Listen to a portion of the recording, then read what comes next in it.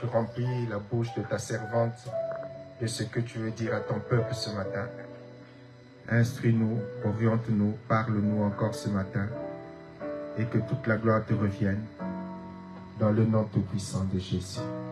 Alléluia.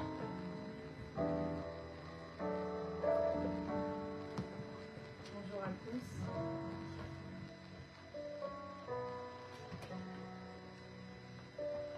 Ce matin, je vais vous parler de ce que le Seigneur a mis sur mon cœur pour chacun d'entre nous. Mais avant tout, il m'a demandé de faire 2 points, de donner 2 points en préambule que je ferai. Le premier point, c'est de rappeler que je ne vous parle pas, enfin en tout cas dans cette maison, de moi-même, mais que je suis placée sous une autorité, l'autorité du chef de la maison, qui est le pasteur principal, Guérini. Et je pense que si le Seigneur a demandé que je le rappelle, c'est parce que c'est important, je pense, pour certaines personnes, que ce soit en ligne ou en présentiel, de savoir qu'on n'est pas des électrons libres quand on prend le micro, mais on est sous autorité du chef de la maison que l'on respecte. Et le deuxième point qui m'a demandé de préciser avant de commencer, et je vais le faire par obéissance également, c'est que chacun puisse prendre le message, donc que personne ne se prive du message que Dieu donne et, à cause de la personne qui apporte le message. Donc de ne pas prendre garde à la personne qui apporte le message, mais de prendre garde au message. Donc faire attention au message et non pas au messager. Voilà, j'ai fait ce que j'avais à faire, on pourra même arrêter là.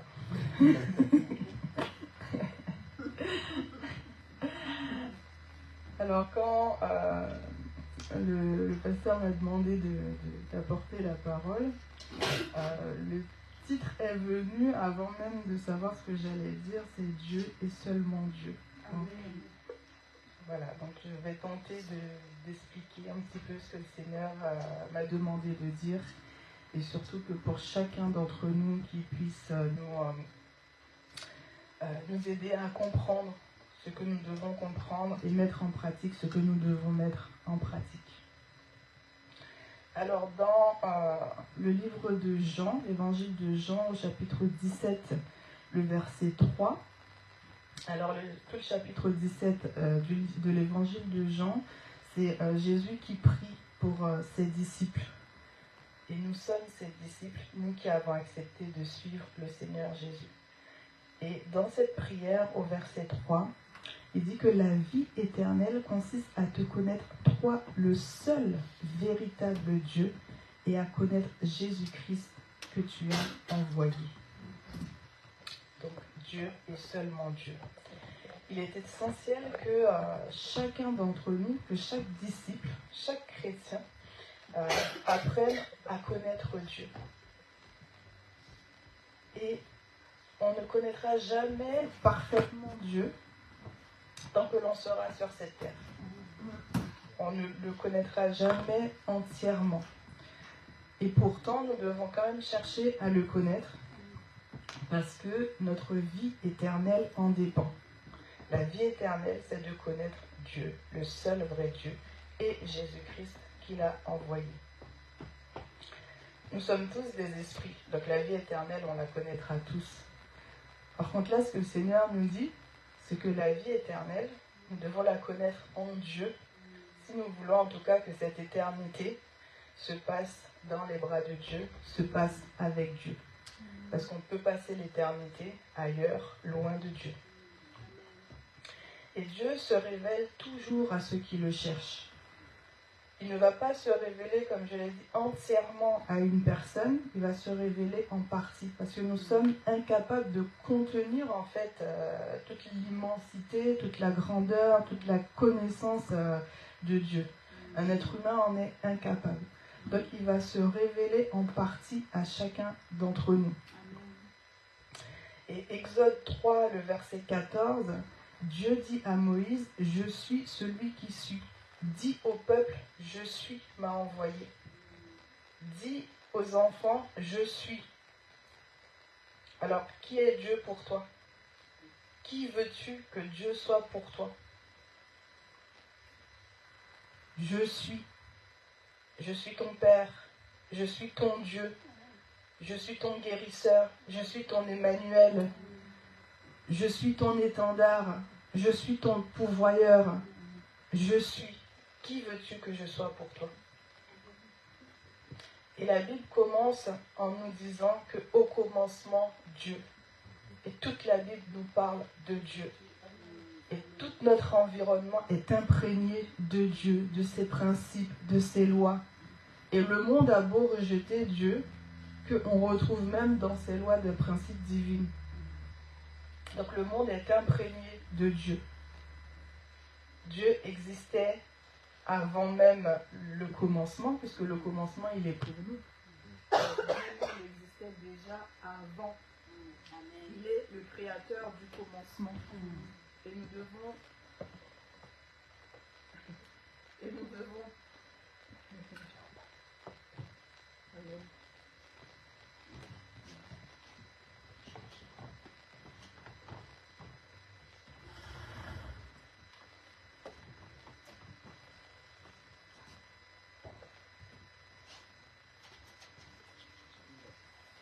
On va quand même continuer en attendant que la technique trouve une solution. Donc au commencement, Dieu, il est le créateur de notre commencement. Et nous devons prendre conscience que Dieu, en fait, il existait avant nous, il existait avant. Et prendre conscience de certains attributs de Dieu nous aide à nous bâtir, à bâtir notre foi, surtout aussi à stabiliser notre foi, à consolider notre foi. Prendre conscience de qui est Dieu. Et je parle bien de qui est Dieu, connaître Dieu. Je ne parle pas de l'existence de Dieu. Dans l'évangile de Jacques, Jacques nous dit que les démons eux-mêmes, ils savent que Dieu existe et ils tremblent. Donc même un être humain qui dit que Dieu n'existe pas, qui renie même l'existence de Dieu, fait encore un plus gros péché que les démons en vrai. Parce que les démons eux-mêmes ne nient pas, puisqu'ils étaient dans la présence de Dieu. Ils ne peuvent pas nier son existence. Donc, j'encourage les êtres humains à ne pas renier l'existence de Dieu, puisqu'il existe. Amen. Et à ne pas faire ce gros péché pire que les démons, en fait, de dire que Dieu n'existe pas. Et connaître certains attributs de Dieu, mais plus que le connaître, c'est aussi en prendre conscience et vraiment se baser, se fonder sur certains attributs de Dieu dont je vais partager avec vous, en sachant que ce sont que certains attributs de Dieu, ce n'est pas tout. Et donc Dieu, il est omniprésent. Donc on va parler de l'omniprésence de Dieu. Tout à l'heure, on a beaucoup chanté de la présence de Dieu, que nous savons qu'il est là, que nous savons qu'il nous protège. Et vraiment tout le temps, la première partie de ce culte, on a vraiment senti la présence de Dieu et on a vraiment chanté, glorifié Dieu dans sa présence. Et notre Dieu, il est partout, à tout moment. Notre Dieu, il n'est pas limité et rien ne peut le limiter. Rien ne peut limiter Dieu. Nous dit le psaume 46, verset 2. Dieu remplit toutes choses et il maintient toutes choses par sa parole. Colossiens 1, verset 17 et Hébreux 1, verset 3. Il est impossible de se cacher de la présence de Dieu. Et donc, c'est ce qui est intéressant parce que quand on pêche, quand on fait quelque chose qu'il ne faut pas, Dieu, il nous voit. Et en fait, on ne peut pas lui cacher nos défauts, on ne peut pas lui cacher nos fautes. Même si on les cache aux hommes, on ne peut pas les cacher à Dieu. Et donc c'est d'autant plus intéressant que cela nous donne la possibilité de lui dire, Dieu, tu vois ce que j'ai fait, tu le connais, et de le confesser, de le dévoiler, de lui demander pardon, puisque nos fautes sont toujours dévoilées devant lui, puisqu'il est omniprésent. Donc quand je suis dans les lieux secrets, mes parents ne me voient pas, mais Dieu, lui, il me voit. Et il voit tout. Et donc à ceux-mêmes qui disent que si Dieu il est présent, s'il est omniprésent, pourquoi tant de malheur dans ce monde, pourquoi la guerre? Oui, Dieu voit qu'il y a la guerre. Oui, Dieu voit qu'il y a la famine. Oui, Dieu voit ce qui se passe à l'intérieur des foyers. Dieu voit tout. Dieu voit que ton compte en banque il est à moins je ne sais combien. Dieu le voit. Et alors pourquoi il n'agit pas? Dieu a créé l'homme à son image, à sa ressemblance, avec la capacité de choisir, avec son libre arbitre. Et donc on peut aussi dire, mais Dieu n'agit pas, mais est-ce qu'au moins tu lui demandes d'agir? Est-ce que tu crois qu'il peut agir? Dieu respecte nos choix, de lui obéir ou pas, de faire la guerre ou de ne pas faire la guerre. Dieu respecte nos choix, de nous battre ou de ne pas nous battre, de venir à lui ou de ne pas venir à lui, et il ne force pas. Dieu respecte nos choix parce qu'il nous a créés ainsi. La présence de Dieu fait du bien à certaines personnes. La présence de Dieu ne va pas faire du bien à tout le monde. La présence de Dieu va faire du bien aux personnes qui recherchent sa présence, qui aiment sa présence, qui sont ses disciples. La présence de Dieu est un jugement pour les pécheurs. Vous pouvez le remarquer, surtout les enfants de Dieu, quand vous êtes intègre dans votre travail, par exemple, comment le monde peut vous combattre. Parce qu'en étant intègre, vous représentez l'intégrité de Dieu, la présence de Dieu. Et donc cette présence de Dieu est un jugement pour ceux qui ne sont pas intègres. Donc forcément, ils vous combattent. Donc la présence de Dieu est un jugement pour les personnes, pour les pécheurs. La présence de Dieu a pour conséquence aussi de faire subir sa colère au monde des ténèbres, puisqu'il est présent partout. Donc il est présent. Ils voient ce que fait le diable et ses démons. Et comme ils le savent, eh bien, la présence de Dieu, c'est la colère pour eux. La présence de Dieu ne leur fait pas du bien. Sauf qu'ils ne peuvent pas fuir cette présence. Donc la présence de Dieu, la manifestation de la présence de Dieu est différente pour chacun. Et Dieu est présent partout en tout temps, mais on ne vit pas tous sa présence de la même manière. Et la présence de Dieu, voilà, va être une bénédiction pour nous. Nous l'avons chanté tout à l'heure. Sa présence est une bénédiction pour nous. Elle est une source de vie pour nous, ses disciples, ses enfants, mais pas pour tout le monde. Dieu est omniprésent.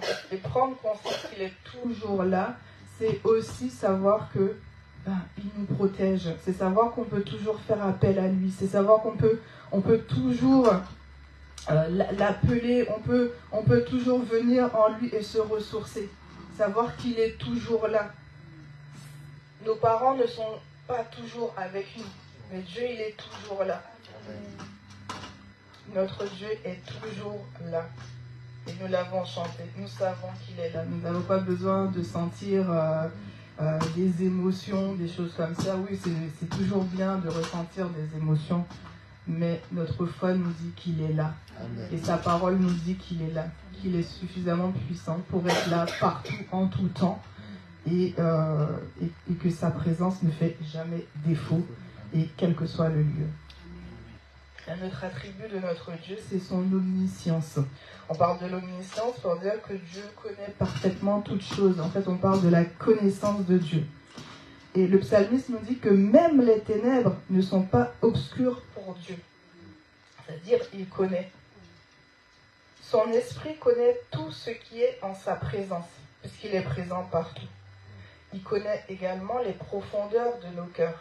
Donc Dieu ne se limite pas à ce que nous pouvons voir. Il voit aussi ce que nous ne voyons pas. Et il voit les profondeurs de nos cœurs. Il voit également nos intentions. Il connaît nos intentions. Donc quand on pose un acte, il sait quelle est l'intention qui est derrière. Donc aussi étrange que ça peut paraître, je peux poser un acte et puis ça paraît méchant, ça peut faire du mal, mais si dans mon cœur l'intention c'était de faire du bien, Dieu le voit. Et c'est ça en fait qui fait la différence pour Dieu.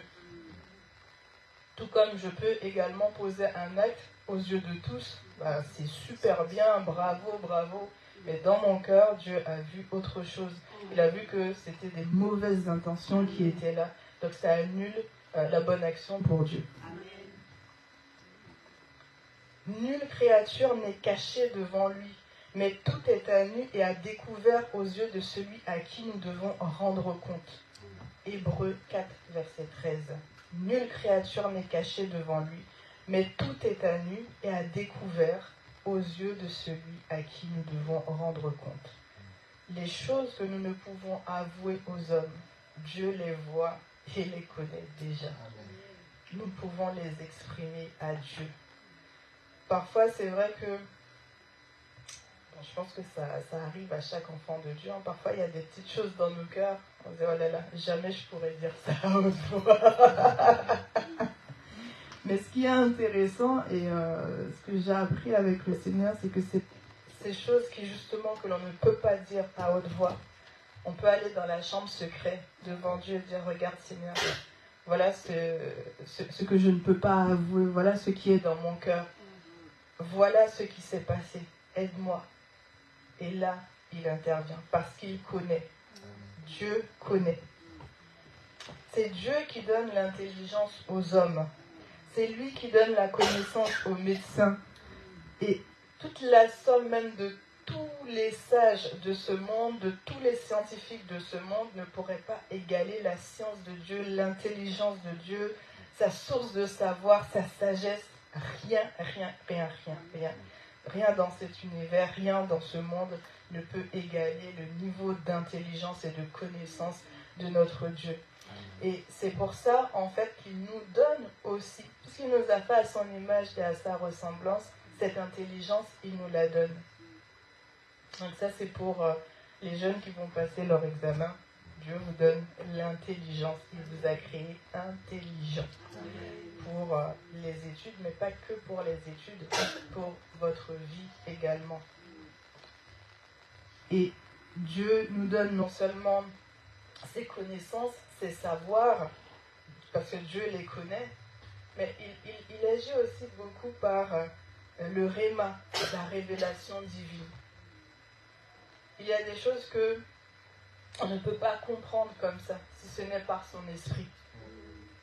Et c'est Dieu qui a cette source de connaissance pour nous faire comprendre, pour nous révéler des choses que notre esprit, notre entendement ne pourrait même pas s'imaginer. Mais il arrive quand même à trouver un moyen pour mettre la chose dans notre esprit pour que l'on comprenne. Parfois, on n'arrive même pas à l'exprimer parce que nos mots sont tellement faibles, tellement pas à la hauteur. Notre vocabulaire est si petit, mais il met cette révélation, il nous donne cette chose qui nous permet de le comprendre, lui, et aussi de comprendre ceux qui sont autour de nous. Cette intelligence, cette capacité. Et cela vient de Dieu. Cela vient de Dieu. Notre Dieu, il est omniscient. Il connaît tout. Donc il n'y a rien que tu puisses apprendre à Dieu. Voilà. Quel que soit le temps, quel que soit le moment, il n'y a aucune nouvelle qui peut surprendre Dieu. On ne peut pas dire à Dieu, ah non mais tu savais pas quand même que Jonathan allait avoir cet accident? Oui, il le savait. Et c'est pour ça qu'il avait déjà envoyé ses anges pour protéger Jonathan. Il a dit, l'accident va arriver, oui je le sais. C'est une épreuve par laquelle il va passer mon fils. Mais par contre, on ne touche pas à l'un de ses cheveux. Il ne lui arrivera rien. Vous les anges, campez autour de lui, protégez-le. Dieu sait et il n'y a rien qui le surprend. Tu ne savais pas que j'allais être malade? Si, je savais que tu allais être malade. Jésus est mort à la croix pour ça. Dieu sait et il a déjà pourvu à tout. Et quelles que soient les catastrophes que l'on peut vivre, ça ne surprend pas Dieu. Il les connaît déjà. Et son intelligence fait qu'il a même déjà pourvu aux solutions. Le souci, c'est que parfois les solutions ne nous conviennent pas. Et puis on ne les accepte pas. Mais Dieu, il a déjà pourvu dans sa sagesse aux solutions à chacune de nos difficultés, à chacune de nos situations. Amen. Notre Dieu, il est également omnipotent. L'omnipotence de Dieu parle de sa toute-puissance. La puissance de Dieu est totalement infinie, illimitée. Genèse 17, verset 1 nous dit « Je suis le Dieu tout-puissant ». La toute-puissance de Dieu implique qu'il a autorité sur tout. Il règne sur tout. Il a le pouvoir absolu d'exécuter toute sa volonté selon le propre conseil de sa volonté. Il agit selon sa propre justice. Par sa toute-puissance, notre Dieu a créé le monde et tout ce qu'il contient. Quelles que soient les complications qui peuvent arriver, Dieu est au-dessus, Dieu est puissant. Il est puissant au-dessus des trônes, il est puissant au-dessus des dominations, il est puissant au-dessus des gouvernements, des lois. Notre Dieu, il est puissant. Et en fait, la toute-puissance de Dieu n'est pas comme nous l'imaginons. Parce que l'être humain, en étant puissant, qu'est-ce qu'il fait? Non seulement qu'il vient dominer, mais il vient dominer avec méchanceté, avec égoïsme. Mais Dieu, il vient régner avec amour. Il vient régner avec sa force, mais à côté de sa force, il y a son amour. Il y a sa compassion, il y a ses bontés pour nous. Par sa toute-puissance, il aurait pu détruire ce monde dès le péché d'Adam, ou même lorsque à l'époque de Noé, au lieu de faire le déluge, il aurait pu tout détruire. Pourtant, par amour pour l'humanité, il ne l'a pas fait. Donc il ne faut pas oublier que l'amour de Dieu n'est pas vraiment sa faiblesse, c'est une puissance. Amen. Mais son amour, c'est son amour qui fait agir sa toute-puissance. Je ne dirais pas que son amour est une faiblesse, comme l'être humain pourrait le croire. Hein, parce que parfois on dit « Ah, mais comme tu es amoureux, là tu as de la faiblesse. » C'est ça qui te rend faible. Tu ne peux pas prendre les décisions, tu ne vois pas ce qui se passe autour de toi. Non, l'amour de Dieu le rend encore plus puissant. Parce que là où nous sommes dévastés, la toute-puissance peut-être humainement vue par l'homme voudrait qu'il efface tout. Allez, on recommence, mais c'est plus ça de la faiblesse. Son amour et sa toute-puissance, justement, va le pousser à reconstruire, à rebâtir, à transformer. Et c'est la toute-puissance de l'amour de Dieu qui fait cela dans nos vies. Si nous pouvons être transformés, avoir de l'espérance, si nos vies peuvent changer, c'est parce qu'il nous aime, c'est vraiment par son amour, grâce à la toute-puissance de son amour qui transforme nos cœurs, qui transforme nos vies. Donc la puissance de Dieu, c'est pas une puissance qui est dévastatrice, en tout cas pas pour ses enfants, mais par contre sa toute-puissance se manifeste envers ses ennemis, forcément. Ah oui. Ah oui. Quiconque se lève contre Dieu, et nous savons que le diable en a fait les frais, hein, il le sait. Il a expérimenté la toute-puissance de Dieu. Quand il a voulu aller et se dire non mais pourquoi moi on ne me glorifie pas, pourquoi je donnerais gloire à ce Dieu, hein, glorifiez-moi, je vais monter au-dessus de son trône. Et bien Dieu lui a montré qu'il est tout-puissant et qu'il n'y a personne qui peut aller au-dessus de son trône. Dieu est suffisamment puissant pour protéger son trône, pour protéger son règne. Il est notre Dieu puissant. Et ce qui est merveilleux, c'est qu'il ne change pas. Encore un autre attribut. Il est inchangeable. Malachie 3 nous dit « Je suis l'Éternel et je ne change pas ». Donc celui qu'il était au commencement, celui qu'il est aujourd'hui et qui sera demain, il l'est encore. C'est toujours le même. Et même celui qu'il était avant le commencement, il le demeure. Dieu est l'Éternel. Sans commencement, sans fin. Il est le même, hier, aujourd'hui, éternellement, nous dit Hébreux 13, 8. Sa puissance ne change pas. Et donc sa présence ne change pas non plus. La connaissance qu'il a ne change pas. Et Dieu attend de nous, justement, que nous puissions lui faire allégeance. Que nous puissions nous engager réellement avec lui. Et en fait, à chaque étape de nos vies, nous avons besoin d'aller plus en profondeur dans cet engagement envers Dieu. C'est comme s'il a signé un contrat, lui il l'a signé avec toutes les clauses, il nous demande à nous de le signer. Et au fur et à mesure que l'on vit, que l'on regarde ce contrat, on se rend compte qu'il y a des clauses qui ne sont pas si faciles que ça. Mais pour autant, il nous demande de demeurer fidèles et de nous engager, de rester engagés avec lui. Parce que comme on l'a dit, il n'abandonne pas, il est toujours présent et il a la toute-puissance pour accomplir sa volonté. Parfois, on est trop souvent aussi à cloche-pied avec Dieu. Quand tout va bien, on oublie. Quand tout va mal, on court à l'église, on appelle le pasteur Guérémy, pasteur Carmel. Il faut prier, il faut intercéder. Et dès que tout va bien, on voit que le mal est passé, on dit « Ah, allez, on retourne à ce que l'on faisait. » Ça, c'est marcher à cloche-pied. Quand il faut servir Dieu, quand il faut s'engager, aller en profondeur avec Dieu, on est aux abonnés absents. Et quand on a besoin de cette bénédiction, eh bien on court dans sa maison, on court auprès de ses serviteurs. Et Dieu, en fait, c'est vrai qu'il bénit, c'est vrai qu'il est bon, mais ce n'est pas ce genre de relation qu'il recherche avec nous. Et lorsque l'on décide en fait à mettre Dieu en priorité dans notre vie, en fait les circonstances de la vie, les difficultés ne nous font pas courir, même si on peut être inquiet sur le moment, mais tout de suite on se rappelle, ah mais Dieu est là. C'est ce qu'elle a témoigné Maman Nelly. Dieu est là. On se rappelle que Dieu est là. Ah ben, pourquoi je m'inquiète? Il s'occupe de moi. Parce que Dieu prend soin de ceux qui se confient en lui. Donc, quelle que soit la situation, nous devons apprendre à mettre Dieu en priorité.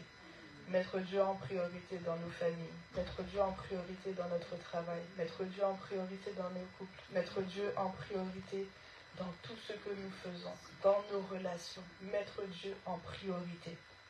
Dieu veut une autre relation avec nous. Il attend de nous que nous cherchions à lui ressembler. C'est vrai qu'à la base, il nous a créés à sa ressemblance. Mais le péché est venu gâter cette image. Et nous avons besoin d'être restaurés, en fait. Nous avons besoin de rechercher à lui ressembler, de l'imiter. Souvent, on se dit que c'est dans ma nature d'être colérique, c'est dans ma nature d'être timide, c'est dans ma nature, ou même à mon âge, on va pas changer, hein, 50 ans, je ne vais pas changer. Non, ce n'est pas vrai. Il faut se rappeler qu'à l'origine, quand Dieu a créé l'être humain, il l'a créé à sa ressemblance. Il ne l'a pas créé avec la peur, ni la timidité, ni la colère ou autre. Il l'a créé à son image et à sa ressemblance. Et Dieu, il est parfait.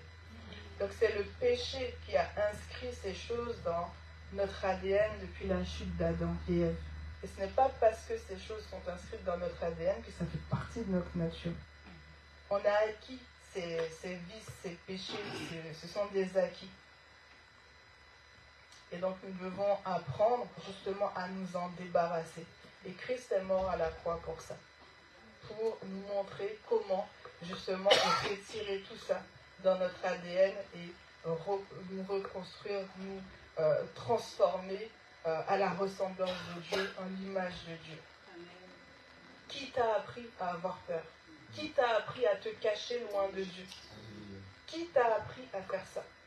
Est-ce que tu ne sais pas que c'est impossible de se cacher loin de Dieu? Puisqu'il est tout le temps présent. Notre nature, c'est que nous sommes à l'image de Dieu. Jésus-Christ est venu rétablir la vérité. Il est venu nous montrer le chemin pour nous restaurer à l'image de notre Dieu. Dieu en nous. C'est un travail qui se fait en profondeur. Ce travail de restauration de l'image de Dieu, ça prend toute une vie en fait. Et parfois même, lorsque Dieu travaille, personne ne le voit parce qu'il travaille tellement en profondeur. Parfois, personne ne le verra. Ce n'est qu'au bout de quelques temps. Parfois, on va se dire, ah ben, je ne me mets plus en colère pour ça. Ou je ne fais plus ça. Ah ben, parce que Dieu travaille en profondeur. Mais pourvu que nous le laissons faire. Amen. Et bien sûr, pour ceux qui ne connaissent pas le Seigneur, ça commence par la nouvelle naissance. Dieu va au rythme de chacun d'entre nous. Plus tu mets du temps à comprendre sa parole, plus tu mets du temps à changer d'attitude, plus tu mets du temps à t'engager envers Dieu, plus le travail sera lent et long. Et parfois le chemin, il sera 10 pas en arrière, un pas en avant. Parce que l'engagement n'est pas total. Dieu est capable d'aller vite, mais il choisit d'aller à notre rythme, parce qu'il nous connaît.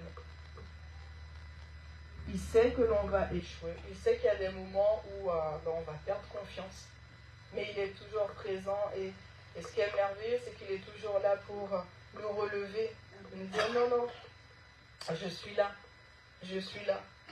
c'est normal que tu tombes, le péché en toi fait que tu tombes, mais moi je te relève, allez on va nettoyer ça, on continue à avancer. Dieu va à notre rythme, il ne nous bouscule pas. David avait compris qu'il devait faire confiance à Dieu. Il avait compris qu'il devait faire de Dieu son désir, ses délices, son plaisir. Il l'avait mis en priorité dans sa vie. Et Dieu va dire de David qu'il est l'homme selon son cœur. David n'était pas parfait. David a péché. David a tué. David a commis l'adultère, l'infidélité. Oui, David a désobéi à Dieu. Mais sa toute puissance, l'amour de sa puissance envers David l'a poussé à relever David à chaque fois, à aller à son rythme. Il va dire, voilà l'homme selon mon cœur, voilà ce que j'aime. Je ne dis pas que tu ne vas pas tomber, tu vas tomber, mais je suis là pour te relever. David avait mis Dieu en priorité. Quelle relation recherchons-nous avec Dieu? Quelle relation voulons-nous avoir avec Dieu? Quelle relation? Et donc le chapitre 17 de Jean est vraiment une prière que Dieu fait pour nous. Une exhortation à rechercher une union intime avec Dieu. Être avec Dieu. Connaître Dieu. Pour pouvoir toucher à son éternité. Comprendre sa notion d'éternité. On ne peut pas le faire en étudiant des livres, mais on peut le faire en étant tout près de Dieu, en recherchant Dieu, en ayant cette relation intime avec Dieu. Jean, le chapitre 17, on va continuer à lire la prière du Seigneur qui dit au verset 20, il dit « Je ne prie pas seulement pour eux, mais aussi pour ceux qui croient en moi grâce à leur message. Je prie pour que tous soient un, Père, qu'ils soient unis à nous, comme toi tu es uni à moi et moi à toi, qu'ils soient un pour que le monde croie que tu m'as envoyé. » Qu'ils soient unis à nous, comme toi tu es uni à moi.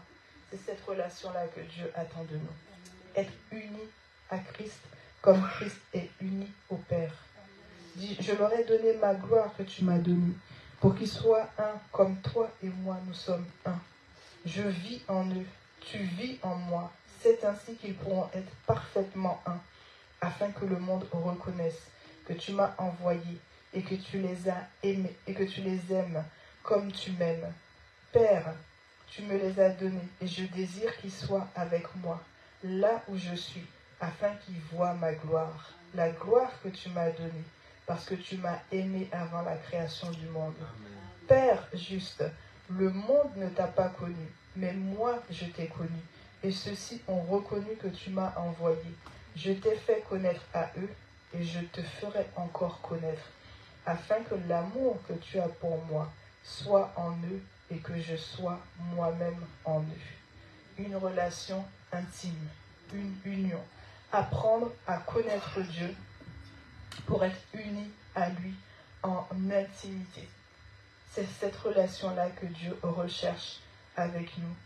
Donc le message de ce matin, c'est apprenons que en dehors de Dieu, il n'y en a point d'autre. Hors Dieu, il n'y en a point d'autre. Dieu, il soutient toutes choses. Il est la fondation même de ce monde. Il est notre fondation. Et que les complications, les situations de ce monde ne nous fassent pas douter. Et même si nous doutons, cette vérité, elle demeure, elle est immuable. C'est que Dieu, il est présent. Dieu, il est puissant. Dieu, il a toute connaissance. Dieu ne change pas, il est Dieu. Il est Dieu. Et c'est seulement Dieu que nous devons mettre en priorité dans nos vies. Pour le reste, il prend soin de nous. Il prendra soin de nous pour tout le reste. Parce qu'il est Dieu. Il est l'éternel Dieu. Il était avant la fondation de ce monde, il sera encore. Le monde passera, Dieu sera toujours là. Parce qu'il est Dieu. Voilà ce que le Seigneur m'avait demandé de partager avec nous. Vraiment que le Seigneur nous fasse du bien. Nous allons prier. Et je vais demander au groupe de prendre ce chant. Je sais que tu es là. Amen.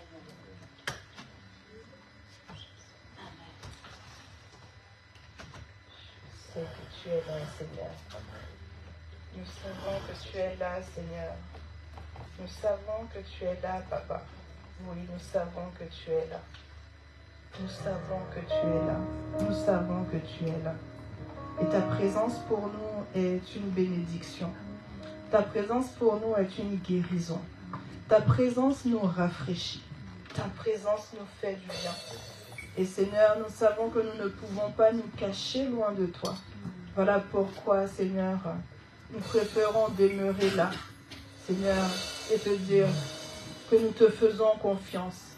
Et te dire que c'est toi qui règnes. C'est toi qui règnes. C'est toi qui règnes dans nos vies. C'est toi qui règnes dans ce monde. Rien n'échappe à ton règne et nous le reconnaissons. Oui, nous savons que tu es là. Nous savons que tu es là. Nous n'en doutons pas. Nous n'en doutons pas, Seigneur. Nous n'en doutons pas. Parce que tu es l'éternel Dieu. Tu es l'éternel Dieu. Nous ne doutons pas. Je sais que tu es là. Alléluia. Je sais que tu es là, Jésus. Je sais que tu es là. Je sais que tu es là.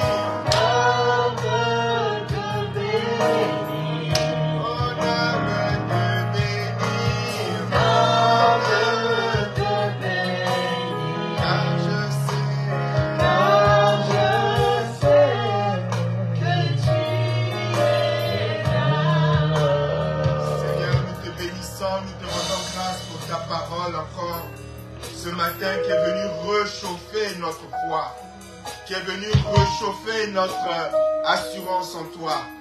Nous avons entendu la voix du Père qui nous dit ce matin d'être en paix, d'être dans le repos, d'être dans la tranquillité. Nous avons entendu la voix du Père qui est venu nous rassurer. Nous avons ressenti cette caresse paternelle pour nous donner de l'assurance, pour nous donner de la tranquillité, pour nous redonner le calme et la confiance. Pour nous dire encore que tu es là dans ta fidélité, que tu es là, que tu es présent pour nous tenir la main, que nous ne sommes pas seuls, que tu es avec nous, que nous sommes tes enfants, que nous n'avons pas à promener de regards inquiets. Oui, Père, nous te bénissons de ce que tu es venu ce matin nous assurer, nous rassurer, nous fortifier. Nous te bénissons pour ta parole. Nous te disons merci pour ta parole. Merci pour ton amour. Merci pour ta fidélité. Merci pour ta douceur manifestée en Jésus-Christ. Merci Seigneur. Alléluia. Oui, nous savons que tu es là. Que tu es là, Jésus. Merci Seigneur. Alléluia, Jésus. Merci Seigneur.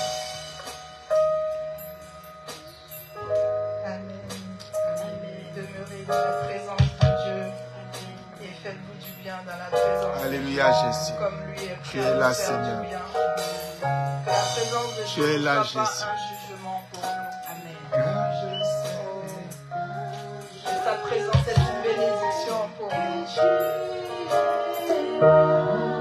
Que chacun soit un avec Christ, uni à Christ. Profitons de sa pleine présence. Profitons de sa pleine présence. Remplissons-nous de lui. Remplissons-nous de lui. Être un avec Dieu. Être un avec Christ. C'est se remplir de sa pleine présence. Se remplir de ses capacités. Se remplir de Dieu.